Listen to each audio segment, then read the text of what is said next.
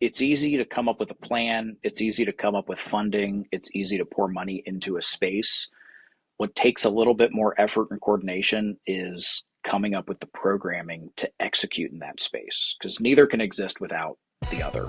Hey everybody, welcome back to the Private Club Radio Show podcast, the industry source for news, trends, updates, and conversations all in the world of private golf and country clubs. Whether you are brand new to the industry or a consummate professional, welcome and welcome back. We are so glad you're here.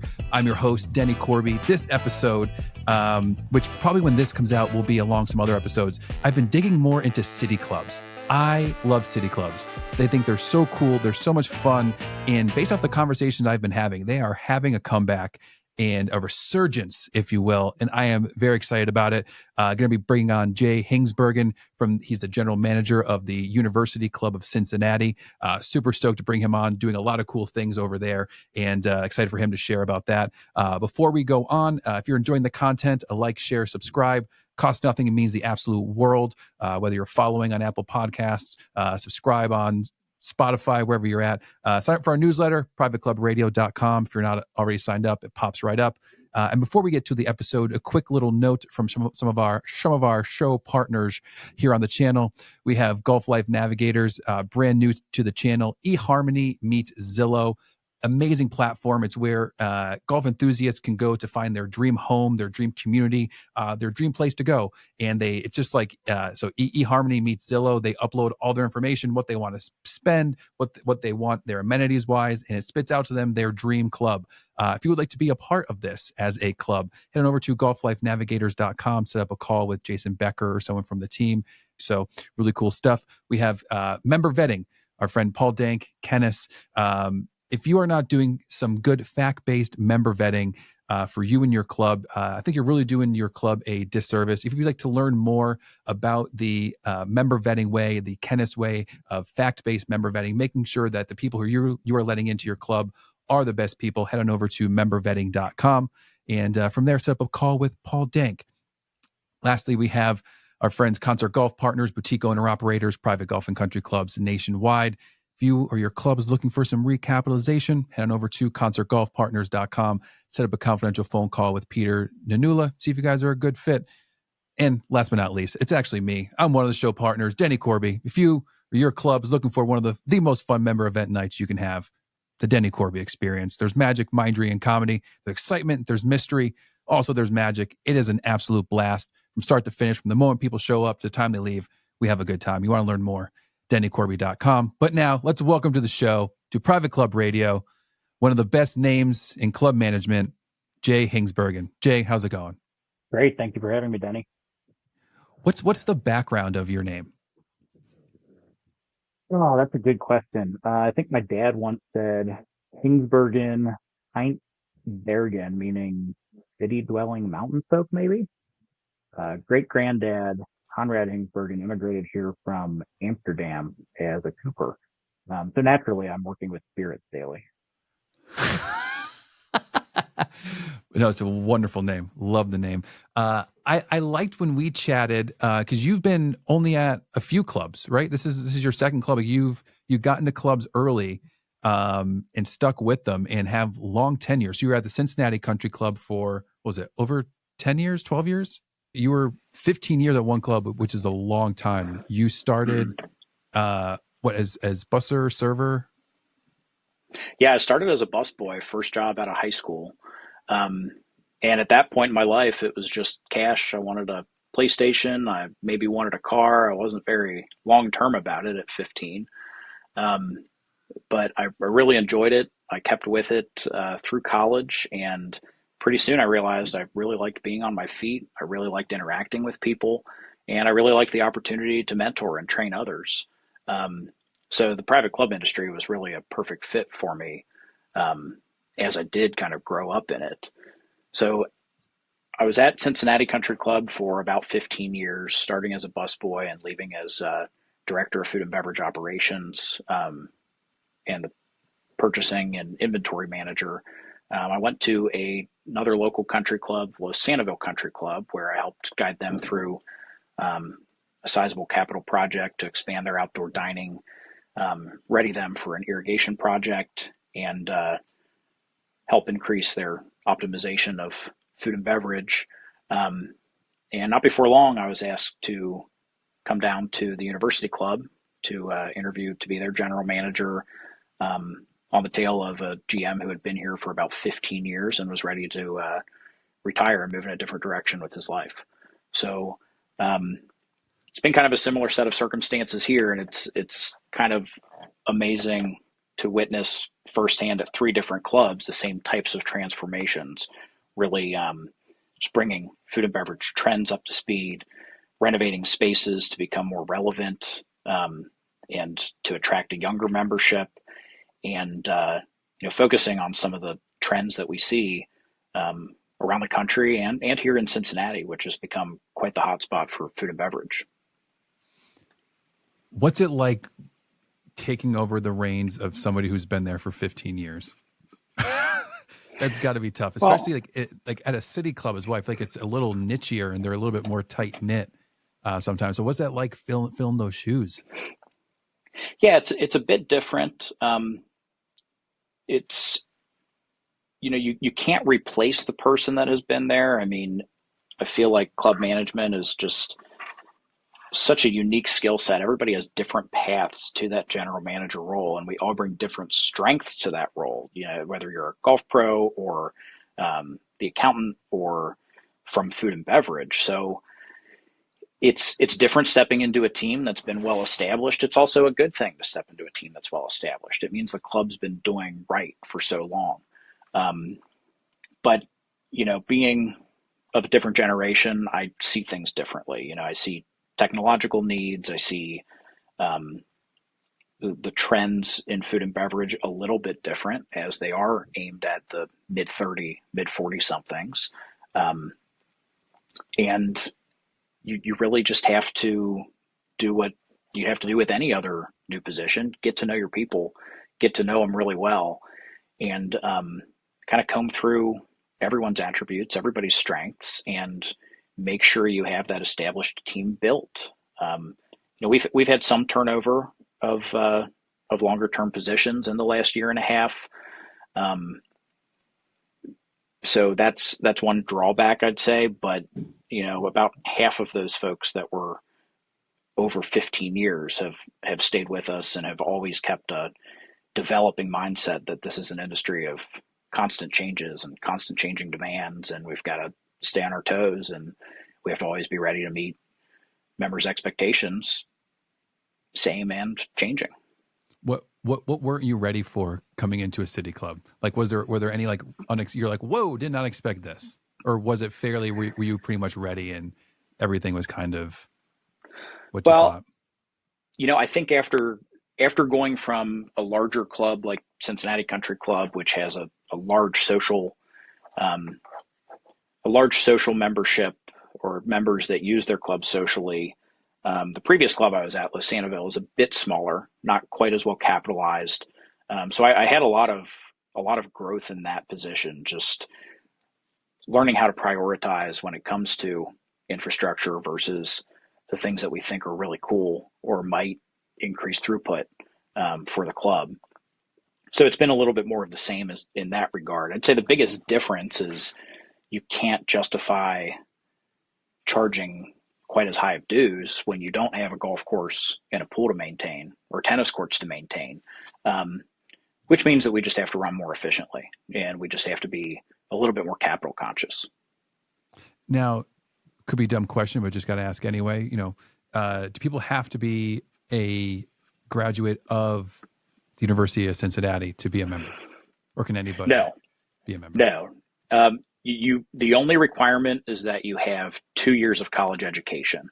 And I think in recent years, they've actually edited that to say, or consummate knowledge in your profession. College isn't necessarily the only requirement anymore. But the club was founded as a club in 1879 who required 2 years of college as an admission prerequisite. Gotcha. So a common misnomer, though, University of Cincinnati, University Club of Cincinnati, when I'm calling candidates for a server role, it's always a second take. What job are you calling me for at the university? No, this is a club. Think country club minus the golf. Well, then what's left? So Then what's always, left? Nothing. You're right. always, Goodbye. yeah, right. Always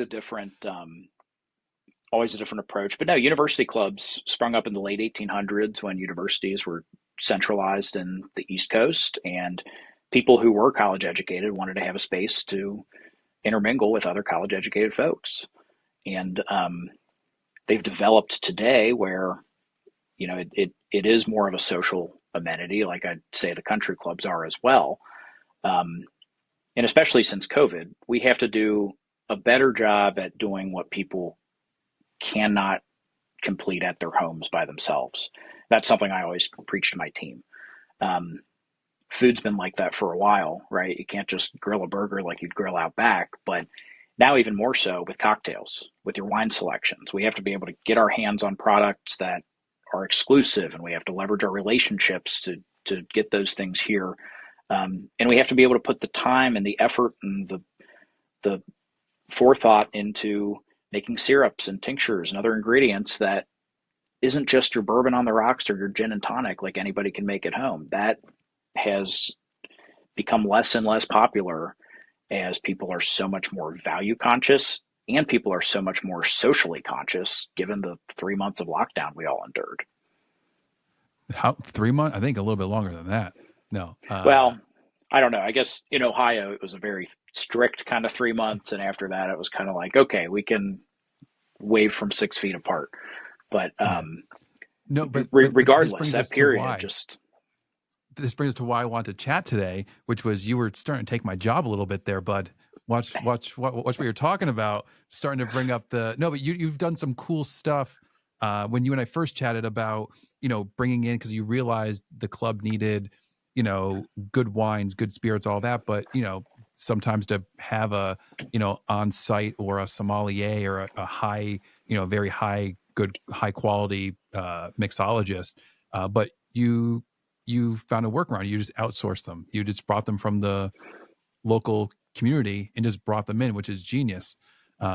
Such a great idea. And you're supporting the local community. You're helping local people. It's just, you're getting the local flavors as well. I think that's just, yeah, you could talk more to it.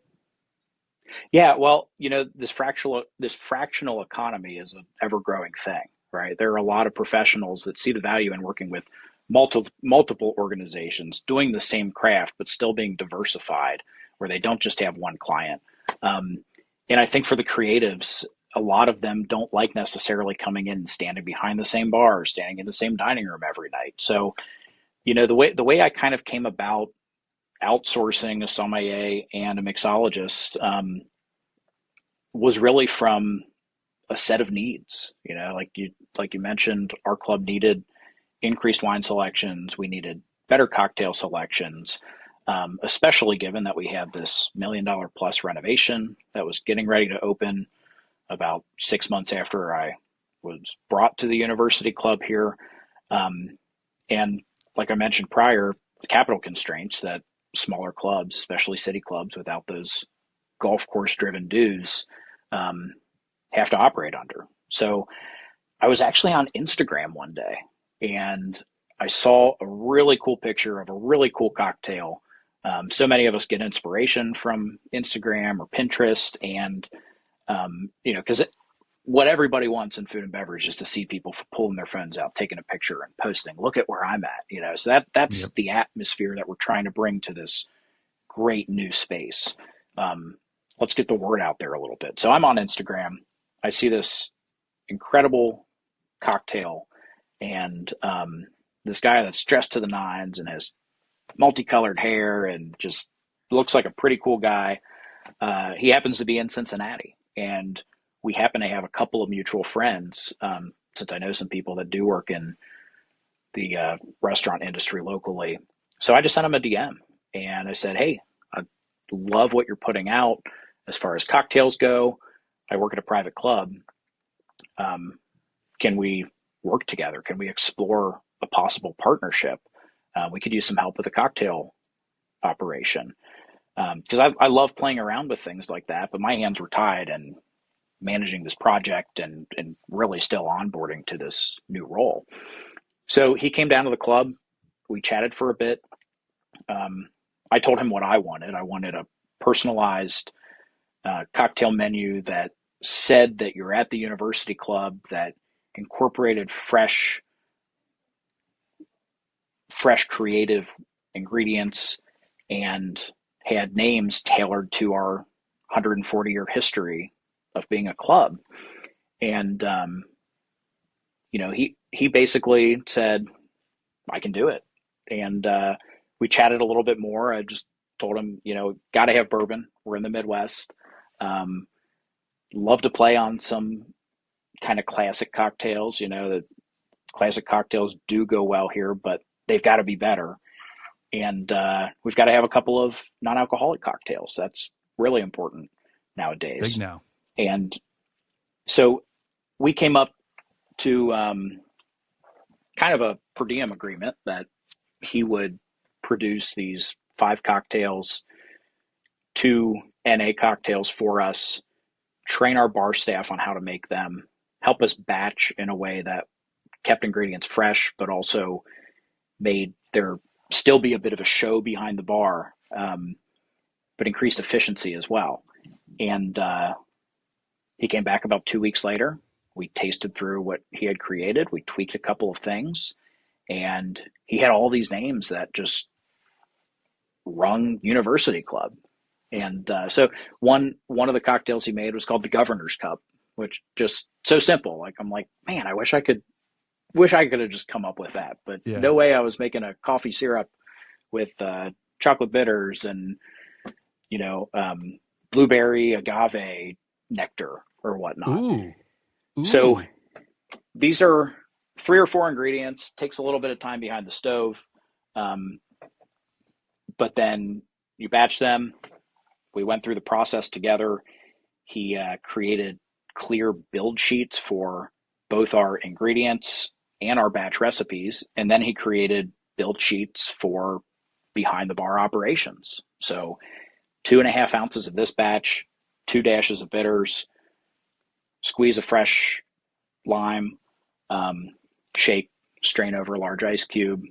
And at the end of the day, your bartender, whether it's their 10th year or 10th day, can create this drink that's replicable and I'm sure they feel impressive. proud making it too. Then it's just like something different. It's fun. It stretches them as well. It's, I don't know. There's aromatics. Right. There's different things that make it look good too, and gives reasons and ways to interact with the customer and the member. Well, exactly. It gets them excited. There's nothing exciting about saying, all right, here's how you make a Manhattan, or here's how we make our Manhattan. So any of our bar staff is just loved wanting to work in this new space upstairs, and it makes them look like a star. It makes them feel like a star. I actually had a bartender who learned a lot from this gentleman over 2 cocktail recipe cycles, as we change them about every 3 months, or change at least 40% of them every 3 months. And our staff bartender actually created our new cocktail list that we're currently running because he was inspired to do so. So in that way, it's paid dividends. And but the biggest thing for me, I couldn't afford to pay a mixologist full time what he's worth to be here. But so $500 to $1,000. Yeah, I was just gonna say, so a about quarter. How much did it cost you for that whole thing? So the first menu cost about $1,200 for 3 months. The cocktails that we ran for 3 months, so negligible on drinks that we could charge an extra $2 per glass for, and there's about 40 cents of product in the cup.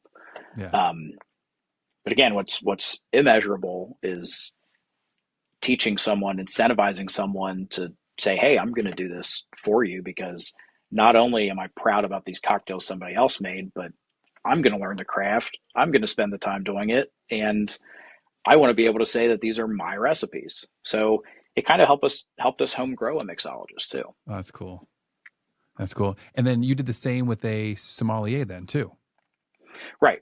So I'm passionate about my wine, but I've never gotten the sommelier certificate. I really don't have the time to drink as much wine as it takes to know so much about it.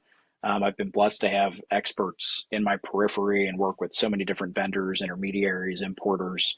Um, but as far as sitting down and curating different relevant selections, that that's an investment of time that I just couldn't fit in my schedule. So um, this gentleman that is now our sommelier, who's a contracted individual, he's actually a friend of a current member. So with our newest renovation, we installed a bank of 36 wine lockers, um, which actually sold out about 2 weeks before the space opened. You know, the wine program here is really growing. So that was a strong signal to me that not only do we have the wine enthusiast here, but we need to run with this. I mean, there's programming we can do there. We need to do multiple wine dinners a year. We need to do multiple wine tastings. We need to do monthly features. Um, so a member that joined our wine society, which is the group that is renting our lockers now, um, he reached out to me and said, "Hey, I have a friend. He has a local company. He largely curates and drop ships selections. Um, I like to buy the wine that he suggests. He's a sommelier. Could we have lunch sometime?" So I said, "Yeah, of course. You know, that sounds like a really great opportunity to possibly partner with this gentleman." So we had lunch one day, and after a couple of different meetings, we kind of landed on, let's start out by doing a monthly wine newsletter. We'll introduce features for the month, um, 3 to 5 selections. So he works with a couple of nicer items that I've maybe come across from my vendors. He also handpicks a couple of items that he's aware of that are available in Ohio as a control state. And then we meet once a month, talk about the next month's write up, put our finishing touches on our plans for service for our current month features. And, you know, this is about $400 a month. And we have a wine newsletter. We have a retail solution for our members because we're not a retail location. And we have someone who is willing to come in and help us plan and execute quarterly wine dinners and monthly tastings and be a resource in name as the University Club's sommelier. So very similar, just less bottle opening and mixing, more selecting and informing. And that's largely what the wine crowd wants. They want someone Yeah. to say, this is what you like to drink. Well, try this, and here's why. Um, and the here's why is such an important selling factor in wine. It's the story.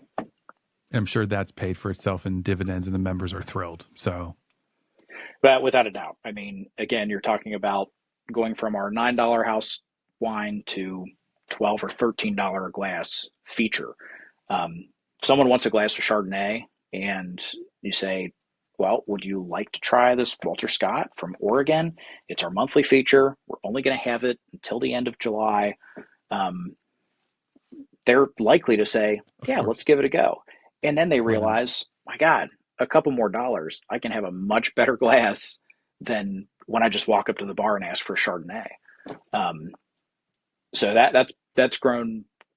That's only been going on for about 3 months now, but it's picking up steam, and we have a lot of people at the club talking about it. It's easy to come up with a plan. It's easy to come up with funding. It's easy to pour money into a space. What takes a little bit more effort and coordination is coming up with the programming to execute in that space, because neither can exist without the other. Um, so that's largely why we started these two programs, and why we've redone our food menus, and why we've changed the aesthetic of our promotions, and why we've tried to make our branding more consistent. It's really playing on the fact that we have this brand new space, but we have to send the message that not only the space has changed, our service has increased, our selections have increased, and um, help us as a member, help us influence where these selections go. The door's open. So it's all about customizing that experience for our members. You just nailed it, and that's going to be the clip at the beginning of the episode that hooks people in. That whole bit was so good. That was so good. And you waited to the very end. Look at you, full of surprises. No, Right. Thank you so much for coming on. It was a pleasure speaking with you. Thanks for shedding some light on you and your club and your career and these cool little things that you've been doing. So thank you so much. Yeah, Denny, thank you so much. Pleasure's mine. Really appreciate being able to chat with you today. Hope you all enjoyed that episode. Jay, thank you so much for coming on. That was so much fun. Thank you.